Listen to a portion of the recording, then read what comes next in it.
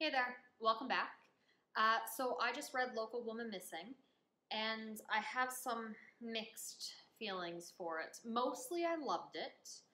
Um, the ending.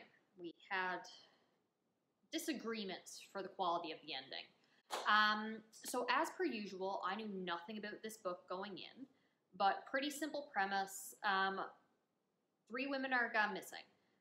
One went missing first, and then a little while later, a mother and her young child went missing as well. And the citizens' town and the husband and the families, they're all obviously very upset about this, very concerned. They want to know if they're connected, so they're snooping in to try to discover what happened to these women, and only more questions are raised. Um, the first 75, almost all this book I adored. I loved. It was fast paced. It expertly jumped through back and forth between three different timelines, just before the women went missing, just after, and then 11 years later.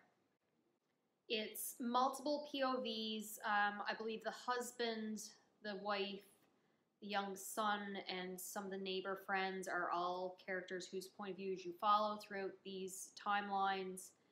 And fair warning, this book opens with extremely intense, not graphic, I don't think. I wouldn't describe it as graphic, but very intense scene that involves a child. That was a choice and a tone that was set, but that tone does not carry through the entire novel. It's not as gripping the entire way through, but I still loved, again, the first 75% of this story. I loved it. There was intense, well-developed character relationships, motivations, secrets, social commentary on the purpose of a doula and pregnancy and delivery and the relationships between an expecting mother and her doctor. And then there was a scene that was, without exception, probably the most graphic, disturbing, unsettling abuse of power, just overall icky and uncomfortable thing I've ever read.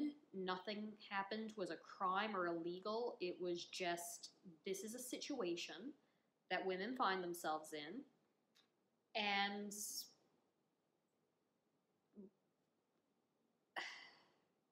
it's just uncomfortable. Let's put it that way. Yeah, I wanted to take a shower after I read that scene, and that's just quality writing right there. Done very, very well. And as I've mentioned or alluded to many times, I loved the first 75% of this book.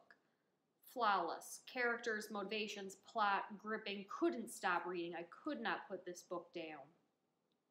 Then the last 25%-ish happened, and I'm like, oh, please don't do this. Don't make this the most predictable plot ever and throw out everything we've set up and done.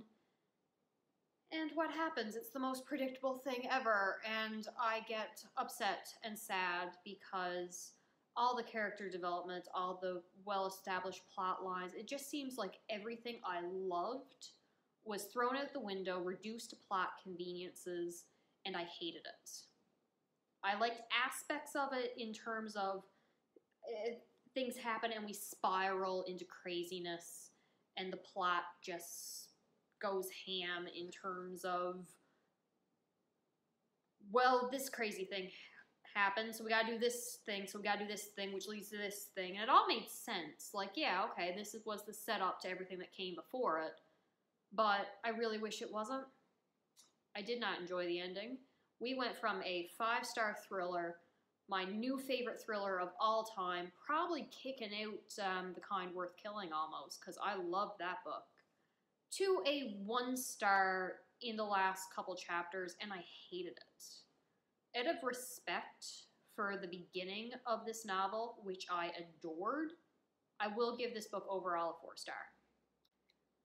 But that ending, no. I hated that ending. I might be in the minority here. I'm sure some people will not be as offended by the choice that the plot chose to take this book. But I would really, really love to hear what anyone else thought about this ending. Definitely not for me. Definitely not for me. Not as bad as Game of Thrones Season 8, but still not good. All right. So that's Local Woman Missing. I'll see you later. Bye.